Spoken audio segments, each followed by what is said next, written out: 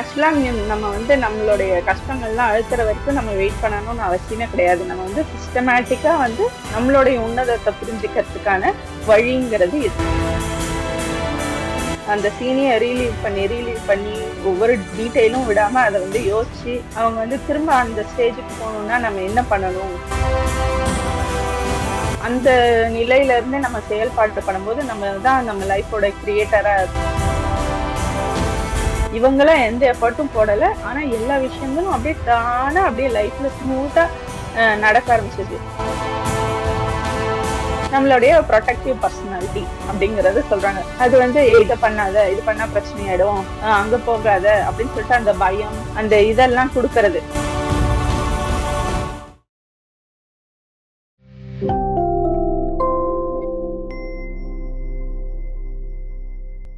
பிரம்மஸ்ரீ பிதாமகா பத்ரிஜி அவர்களுக்கும் என்னுடைய நன்றிகள். எஸ் மாஸ்டர்ஸ், நம்ம வந்து எனர்ஜி கோர்ஸ் அப்படிங்கிற புத்தகத்தை வந்து பார்க்க போறோம். ஸோ இந்த புத்தகத்தை எழுதினவங்க பேரு டாக்டர் சு மார்ட்டர் அப்படிங்கிற பெண்மணி. அவங்கள பத்தி ஒரு இன்ட்ரடக்ஷன் பார்க்கலாம். ஸோ வந்து டாக்டர் சு மார்ட்டர் அவங்க வந்து ஒரு இன்டர்நேஷனல் ஸ்பீக்கர். அவங்க வந்து பேசிக்கலி அவங்க வந்து கைரோபிராக்டிக் டாக்டர்னா அந்த நர்வ்ஸை பத்தி படிப்பாங்க. முதுகு தண்டை எல்லாம் சரி பண்றதுக்கு நர்வ்ஸ், இந்த மசாஜ், ஸ்ட்ரைட்டனிங், போன்ஸை வந்து அலைன் பண்றது, இந்த விஷயங்கள் எல்லாம் பண்ணக்கூடிய டாக்டர் தான் கைரோபேட்டிக் டாக்டர். ஓகேங்களா? ஸோ அவங்க வந்து பேசிக்கலி அந்த டாக்டர். அதுக்கப்புறம் அவங்க வந்து இப்ப என்ன பண்ணிட்டு இருக்காங்கன்னா, இன்டர்நேஷனல் லெவல்ல வந்து energy course and body awake yoga அப்படிங்கிற செமினார்ஸ், ரிட்ரீட்ஸ் அப்படிங்கறதெல்லாம் நிறைய வந்து அவங்க வந்து கொடுத்துட்டு இருக்காங்க. உலகம் பூரா கொடுத்துட்டு இருக்காங்க. நிறைய ஆடியோஸ், நிறைய வீடியோ சீரீஸ் எல்லாம் பண்ணி எப்படி கைடட் மெடிடேஷன் இருக்கு இல்லைங்களா, அந்த மாதிரி நிறைய வீடியோ சீரியஸ் எல்லாம் அவங்க பண்ணி நிறைய பேருக்கு வந்து நம்ம திங்கிங் எப்படி இருக்கணும், குவாண்டம் லெவல் திங்கிங், அதுக்கப்புறம் எனர்ஜி மெடிசன், ஹீலிங், இதை பத்தி எல்லாம் வந்து ரொம்ப டீடைல்டா அவங்க வந்து நிறைய ஒர்க் ஷாப்ஸ், ஒர்க் எல்லாம் பண்ணிட்டு இருக்காங்க. அதுக்கப்புறம் அவங்க வந்து நம்மளுடைய பிரெயினை தாண்டி நம்ம எப்படி அதை வந்து ஹீலிங்க்கு கொண்டு போறது, மைண்டு, அதுக்கப்புறம் டீப் பிரெத் ஒர்க் மூலமா, யோகா, மெடிடேஷன், அந்த மூலமா எல்லாம் வந்து ஹீலிங் ரெட்ரீட்ஸும் அவங்க வந்து நிறைய பண்ணிட்டு இருக்காங்க. ஸோ இவங்க வந்து இது போக அவங்க வந்து கைரோபேட்டிக் ப்ராக்டிஸ் வந்து ஒரு 30 வருஷமா அவங்க வந்து பண்ணிட்டு இருக்காங்க. அவங்க வந்து அது மூலமா நிறைய அவார்ட்ஸ் எல்லாம் வாங்கியிருக்கிறாங்க. அவங்க வந்து அவங்களே Martor institute of bio energetics அப்படிங்கிற ஒரு ஆர்கனைசேஷனையும் அவங்க வந்து நடத்திக்கிட்டு வராங்க. இதுல அவங்க வந்து எப்படி இதுல ஒரு ஒரு புது டெக்னிக் வந்து சொல்லி கொடுக்குறாங்க. அதுக்கு பேர் வந்து பெஸ்ட் அப்படின்னு ஒரு டெக்னிக். அது வந்து பயோ எனர்ஜெட்டிக் சிங்க்ரைனைசேஷன் டெக்னிக் அப்படிங்கறத வந்து அவங்க வந்து சொல்லி கொடுத்துட்டு இருக்காங்க. இந்த டெக்னிக்கை வந்து அவங்க அப்பா 1980ஸ்லயே வந்து அவங்க அப்பா வந்து இந்த டெக்னிக்கை கண்டுபிடிச்சிருக்காரு. ஸோ டாக்டர் சுய் மார்ட்டரோடைய அப்பா கூட வந்து ஒரு கைரோப்ராக்டிக் டாக்டர் தான். ஓகேங்களா? ஸோ அவங்க கிட்ட இருந்து அவர் வந்து இந்த ஆத்தர் கத்துக்கிட்ட விஷயங்களை எல்லாம் வந்து இந்த இன்ஸ்டிடியூட் மூலமா அவங்க வந்து நிறைய பேருக்கு சொல்லி கொடுத்துட்டு இருக்காங்க. இது மூலமா அவங்க வந்து நிறைய பேஷண்ட்ஸ்க்காகட்டும், நிறைய பேருக்கு வந்து என்ன சொல்றது, லைஃபையே நல்ல விதமா மாற்றி கொடுத்துருக்காங்க அப்படின்னு சொல்லலாம். ஓகேங்களா மாஸ்டர்ஸ்? ஸோ இதுதான் அவங்க வந்து நம்மளுடைய ஆத்தர், இந்த புக் எழுதின ஆத்தரோடைய ஒரு சிறிய அறிமுகம். இப்ப வந்து நம்ம இந்த புத்தகத்திற்கான அறிமுகத்துக்குள்ளார போலாம். சோ இது வந்து ஆத்தர் வந்து எப்படி எழுதியிருக்காங்கன்னா வந்து அவங்க சொல்றாங்க, நான் இப்ப அந்த ஆத்தரோடைய வாய்ஸாவே நான் உங்களுக்கு இப்ப வந்து சொல்றேன். ஓகேங்களா? சோ அவங்க வந்து நான் சொல்றாங்க, நான் வந்து ஒரு பெரிய ஒரு ரூம்ல உட்காந்துட்டு இருந்தேன். அந்த ரூம்ல வந்து என்னை சுத்தி நிறைய ஒரு 100 பேர் வந்து மெடிடேட் பண்ணிட்டு இருந்தாங்க. நானும் மெடிடேட் பண்ணிட்டு இருந்தேன். சடனா வந்து எனக்கு வந்து ரொம்ப என் உடல் வந்து ரொம்ப வெயிட்லெஸ்ஸா வந்து உணர்ந்தேன். பார்த்தா நான் வந்து பூமி இருக்கு இல்லையா, எர்த்துக்கு மேல நான் வந்து எங்கேயோ அந்தரத்துல வந்து மிதந்துட்டு இருந்தேன். என்னை சுத்தி அப்படியே ஒரு ரொம்ப வெளிச்சமா இருந்தது. அது வந்து அவ்வளோ பிரைட்டா இருந்தது. அது எப்படின்னா ஒரு நெருப்பு மாதிரி இருந்தது. அதே சமயம் அது வந்து ரொம்ப பிரைட்டாவும் இருந்தது. ஒரு அப்சல்யூட், ஒரு எல்லையற்ற ஒரு விஷயத்துக்குள்ளார இருந்த மாதிரி இருந்தது. என்னை சுத்தி 360 டிகிரியும் என்னை சுத்தியும் எல்லாமே என்னால ஃபீல் பண்ணவும் முடிஞ்சது. அது ஃபுல்லாவும் ஒரு வெளிச்சமா இருக்குது. அது எவ்வளவு வெளிச்சமா இருக்குதுன்னா, நம்ம இப்ப டெசர்ட் இருக்கும் இல்லைங்களா, டெசர்ட்ல தான் வந்து ரொம்ப பிரைட்டா இருக்கும். சன்லைட் வந்து அவ்வளவு பளிச்சுன்னு இருக்கும். ஏன்னா எந்த இடத்துலயும் ரிஃப்ளெக்ட் ஆகும், அப்படியே பளிச்சுன்னு இருக்கும் இல்லையா, அதை விட ரொம்ப பிரைட்டா இருந்தது. எனக்கு வந்து என்னுடைய உடல்ங்கிற சென்ஸே கிடையாது. வந்து நான் வந்து ஏதோ ஒரு ஒரு ஒரு கிறிஸ்டலைன் ரே, ஒரு ஒளி கதிருக்குள்ளார வந்து நான் வந்து முழுமையா அப்படியே அஹ், நான் வேற அது வேறன்னு இல்லாத நிலையில நான் அப்படி இருக்கிற மாதிரி இருக்கேன். எனக்கு அது நல்லா தெரியுது, அது நான் தான். அந்த ஒளி கீற்றா இருக்கிற அடர்த்தியான அந்த ஒளி கற்று வந்து நான் தான் அப்படிங்கிறது எனக்கு தெரியுது. நான் வந்து கீழே குனிஞ்சு பாக்குறேன், அந்த எர்த் வந்து, இந்த பூமி வந்து ரொம்ப சின்னதா ஒரு குட்டி கூழாங்கல் சைஸ்ல தான் இருக்குது. நான் ஒவ்வொரு பிரெத்தும் வந்து நான் அந்த ஒளியவே வந்து சுவாசிக்கிறேன். அது வந்து ஒரு அற்புதமான ஒரு படைப்பு உருவாக்குற அஹ் அஹ் என்னை சுத்தி எல்லாமே படைப்பா வந்து உருவாகிக்கிட்டு இருக்குது. அந்த அந்த பாயிண்ட்ல நான் இருக்கிறேன் அப்படிங்கிறத சொல்றாங்க அவங்க. ஸோ இந்த இந்த இந்த எக்ஸ்பீரியன்ஸ் வந்து அவங்க வந்து அவங்களுக்கு வந்து ஒரு பீரியட்ல வந்திருக்கு, ஒரு மெடிடேஷன் பண்ணும்போது. ஸோ இந்த எக்ஸ்பீரியன்ஸ் தான் என் உலகத்தையே வந்து மாத்துச்சு அப்படிங்கிறாங்க. நான் வந்து சின்ன வயசுல இது வந்து நான் மெடிடேஷன் பண்ணும்போது வந்து எக்ஸ்பீரியன்ஸ். இதனாலதான் என்னுடைய லைஃபே வந்து டிராஸ்டிக்கா சேஞ்ச் ஆச்சு. பட் சின்ன வயசுல இருந்தே நான் வந்து கேள்விப்பட்டிருக்கேன். என்னுடைய பேரண்ட்ஸ் வந்து பேசுவாங்க. அவங்க அப்பா வந்து டாக்டர் இல்லைங்களா, அவங்க அம்மாவும் அப்பாவும் வந்து பேசிப்பாங்களாம். வந்து சாப்பிடும் போதாகட்டும், ஏதாவது சொல்லும் போது எல்லாமே எனர்ஜி தான். நம்ம ஹியூமன்ஸும் எனர்ஜி, நம்ம மனுஷங்களும் எனர்ஜி தான். ஏன்னா அவர் கைரோபேட்டிக் பிராக்டிஸ் பண்ணும்போது அவர் அவர் வந்து நிறைய உடல்கள், அதாவது என்ன சொல்றது, நிறைய பாடிஸ் வந்து அலைன் பண்றது, அதுதானே பேசிக்கா அவங்களோட ஒர்க்கே அந்த ரிலேட்டட் தானே. ஸோ அதெல்லாம் பண்ணும்போது அவருக்கா வந்து நிறைய விஷயங்கள் தோன்றத வந்து டிஸ்கஸ் பண்ணுவாங்க போல இருக்கு வீட்டுல. ஸோ அதுதான் வந்து அவர் வந்து இவங்க ஆத்தர் வந்து பார்த்து வளர்றாங்க. அதை பார்த்து பார்த்து அவங்க அப்பா பேசுறத பார்த்து அவங்க கிட்ட இருந்து கத்துக்கிட்டு, ஸோ அவங்களும் பெரிய வயசு, அவங்களும் வளர்ந்ததுக்கு அப்புறம் அவங்களும் கைரோபேட்டிக் டாக்டர் ஆகி அவங்க அப்பா கூடவே வந்து சேர்ந்து வேலை பண்ற அளவுக்கு அவங்க வந்து அந்த அந்த பிராக்டிஸ்க்குள்ளார அவங்க வந்து போறாங்க. அப்ப அப்ப கூட அவங்களுக்கு வந்து என்ன தெரியுதுன்னா, ஓகே இது வந்து ஒரு ஒரு ஒரு லெவல்ல தான் தெரியுது, இது வந்து ஏதோ ஒரு எனர்ஜி, அந்த எனர்ஜி வந்து ஹீல் பண்ணா அவங்களுக்கு வந்து என்ன, சில பேஷண்ட்ஸ்க்கு வந்து முதுகு தண்டு அலைன் ஆகும், இந்த போன் சரி பண்ண முடியும் அப்படிங்கிறது ஓரளவுக்கு ஒரு மேலோட்டமா தான் புரிஞ்சிருக்குது இத்தனை வருஷமா நான் வந்து ப்ராக்டிஸ் பண்ணதுலயும். ஆனா இந்த ஒரு எக்ஸ்பீரியன்ஸ், அந்த இப்ப அவங்களுக்கு வந்து அவேக்கனிங் எக்ஸ்பீரியன்ஸ்ல வந்து எனர்ஜினா வந்து ஒரு எல்லையற்ற ஒரு விஷயம் அப்படிங்கிறது இப்பதான் எனக்கு வந்து புரிஞ்சுது. இதுக்கு முன்னாடி நான் வந்து தெரிஞ்சு வச்சிருக்கிற எனர்ஜி லெவலுக்கும் அதனுடைய ஆழ இப்ப நான் இப்ப என்னுடைய அவேக்கனிங் ஸ்டேஜ்ல அந்த கிடைச்ச ஆழத்துக்கும் வந்து பொருந்தவே பொருந்தாது. அந்த அளவுக்கு நம்மளுக்கு தெரிஞ்சது ரொம்ப கொஞ்சம் தான். ஆனா உண்மையான அர்த்தம் வந்து ரொம்ப வேற அப்படிங்கிறத நான் புரிஞ்சுக்கிட்டேன். அந்த இன்ஸ்டன்ட்ல எனக்கு தெரிஞ்சது நான் யாரு அப்படிங்கிறது தெரிஞ்சது. நான் வந்து ஒரு சுத்தமான ஒரு ஹை ஹைலி இன்டெலிஜென்ட், ரொம்ப அறிவு நிறைந்த ஒரு ஆற்றல், ஒரு எனர்ஜி அப்படிங்கிறது நான் தெரிஞ்சுக்கிட்டேன். நான் வந்து எப்பயுமே நிரந்தரமா ஒரு எட்டர்னல் ஆனது, அதாவது ஆதி அந்தமற்ற ஒரு முடிவில்லாத ஒரு பொருள் தான் நம்ம. இது நம்ம வந்து காலத்துக்கும் நேரத்துக்கும் கடந்து அப்பாற்பட்ட ஒரு விஷயம். நம்ம நம்ம எக்ஸிஸ்டன்ஸ், நம்ம இருக்கிறதே வந்து ஒரு என்ன சொல்றது, நம்ம லிவிங்கே வந்து ஒரு நம்ம ஜஸ்ட் இருக்கிறதே வந்து ஒரு பெரிய அற்புதமான ஒரு விஷயம். நம்மளுக்கு வந்து ஒரு நம்மளுக்கு தேவை அப்படிங்கிறது ஒண்ணுமே இல்லை. நம்ம நேச்சுரலி, நம்ம இயற்கையாகவே நம்ம வந்து முழுமை வாய்ந்தவங்க அப்படிங்கிற விஷயத்த வந்து நான் புரிஞ்சுக்கிட்டேன். இதுதான் என்னுடைய வீடு, அதுதான் நம்மளுடைய ஒரிஜினல் நிரந்தரமான இடம் அப்படிங்கறது தெரிஞ்சுக்கிட்டேன் அப்படிங்கறத சொல்றாங்க. ஆனா இது என்னன்னா, இந்த அவேக்கனிங்ல இவ்வளவு நான் புரிஞ்சுக்கிட்டேன் இல்லையா, ஆனா இத்தனை வருஷமா நான் வாழ்ந்த வாழ்க்கை வந்து அதுக்கு டோட்டலா ஆப்போசிட்டான வாழ்க்கை. எப்பயுமே வந்து எனக்கு எல்லாமே கஷ்டப்பட்டுதான் நான் வந்து கிடைக்கணும் அப்படிங்கிறத நினைச்சிருப்பேன். எல்லா எல்லா டைம்லயும் வந்து ஒரு ஒரு டார்ச்சரஸான ஒரு லைஃப தான் நான் வாழ்ந்திருக்கேன். எல்லாமே வந்து மலை ஏறுற மாதிரி ரொம்ப கஷ்டப்பட்டு தான் ஏறணும். அப்படியே ஒரு ஸ்டீப்பான மலையை எப்படி ஏறணும், ஒவ்வொரு விஷயத்தையும் கஷ்டப்பட்டு தானே கடக்கணும். அந்த மாதிரிதான் சின்ன வயசுல இருந்து இப்ப வரைக்கும் நான் அந்த மொமெண்ட் வரைக்கும் நான் வாழ்ந்துகிட்டு இருந்தேன். எதுவுமே எஃபர்ட்லெஸ்ஸா நான் நடந்தது இல்ல. ஒவ்வொரு விஷயத்துக்கும் நான் ஃபைட் பண்ணி தான் நான் வந்து விஷயங்களை அச்சீவ் பண்ண வேண்டியதா இருந்தது. அதனால வந்து இந்த இந்த ஒரு இந்த ஃபீலிங்னால எனக்கு வந்து சின்ன வயசுல இருந்து வந்து ரொம்ப எதுக்கு எடுத்தாலும் பயப்படுவேன், ஒரு மாதிரி இன்செக்யூரா இருப்பேன். ஒரு கேம்ல கூட நான் வந்து அஹ், நான் வந்து சின்ன வயசுல ஒரு சாஃப்ட்பால் கேம் வந்து பார்த்துக்கிட்டே இருந்தேன். ரொம்ப 2 தடவை வந்து அந்த கேம்ல பார்ட்டிசிபேட்டே பண்ணல. தூரத்துல இருந்து அதை பார்த்துக்கிட்டே இருந்தேன்.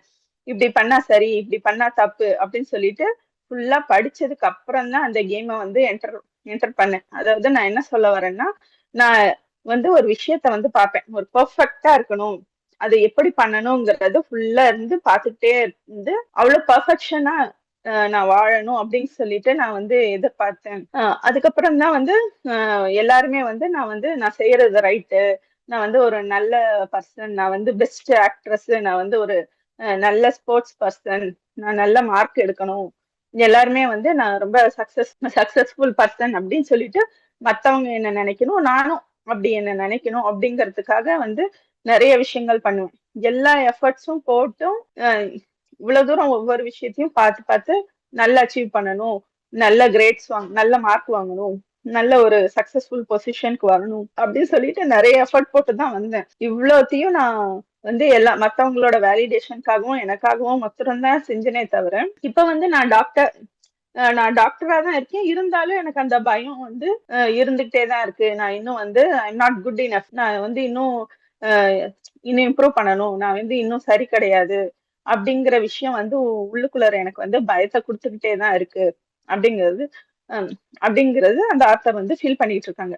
அதுக்கப்புறம் என்னுடைய வந்து ஒரு மிட் 30sல வந்து நான் வந்து பெட்டர் ஆகணும் அப்படின்னு சொல்லிட்டு நான் வந்து யோசிச்சு, நான் வந்து ஒரு நல்ல ஒரு டாக்டர் ஆகணும். அது வந்து நம்ம இன்னும் இம்ப்ரூவ் ஆகணும்னு சொல்றது வந்து ஒரு முழுமையற்ற ஒரு செயல் இல்லைங்களா? சோ வந்து அதாவது அது இங்க இருந்து வருதுன்னா, நமக்குள்ளார ஏதோ ஒரு விஷயம் இல்ல, நம்ம இது பண்ணா முழுமை அடைவோம் அப்படிங்கிற ஒரு தர்ஸ்ட் இருக்கும். அதாவது நம்மளுக்கு வந்து லேக்னஸ், இன்செக்யூரிட்டி அதெல்லாம் இருக்கும்போது அந்த தேடல்ல போய்க்கிட்டே இருக்காங்க. அந்த மாதிரிதான் இந்த ஆத்தரும் போய்க்கிட்டே இருக்காங்க, இந்த டாக்டரும். சோ அவங்க வந்து நான் இன்னும் நல்ல டாக்டர் ஆகணும், இன்னும் நல்ல சிட்டிசன் ஆகணும், இன்னும் நல்ல ஃப்ரெண்ட் ஆகணும், அவ ஒவ்வொரு விஷயத்திலயும் இதுதான் பர்ஃபெக்ட் ஃப்ரெண்டுனா இவ தான், டாக்டர் சூ தான் அப்படின்னு சொல்லிட்டு எல்லாரும் சொல்லணும் அப்படின்னு சொல்லிட்டு நான் நிறைய என்னால முடியாத விஷயங்களை எல்லாம் முயற்சி பண்ணி நான் பண்ணதுல வந்து ரொம்ப டயர்ட் ஆயிட்டேன். இதெல்லாம் பண்ணும்போது வந்து எனக்கு வந்து நல்ல ப்ரொஃபஷனல் இது கிடைச்சது, மரியாதை கிடைச்சது, எனக்கு பினான்சியலா நான் நல்ல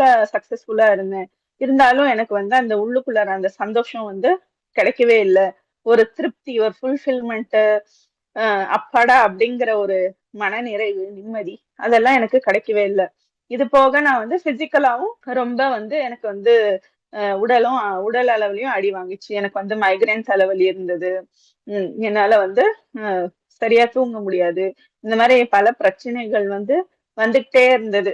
அதுக்கப்புறம் ஒரு பாயிண்ட்ல நான் வந்து யோசிச்சேன், இதுதானா, நான் வந்து சின்ன வயசுல இருந்து எவ்வளவோ முயற்சி பண்ணி நம்ம இவ்வளவு தூரத்துக்கு வந்தோம், இவ்வளவுதானா, இதுதான் உண்மையா, இதுதான் அப்படிங்கிற ஒரு குழப்ப நிலையில இருந்தேன். அது வரைக்கும் நான் வந்து கடவுளை பத்தி நான் வந்து அவ்வளவா யோசிச்சதே இல்லை.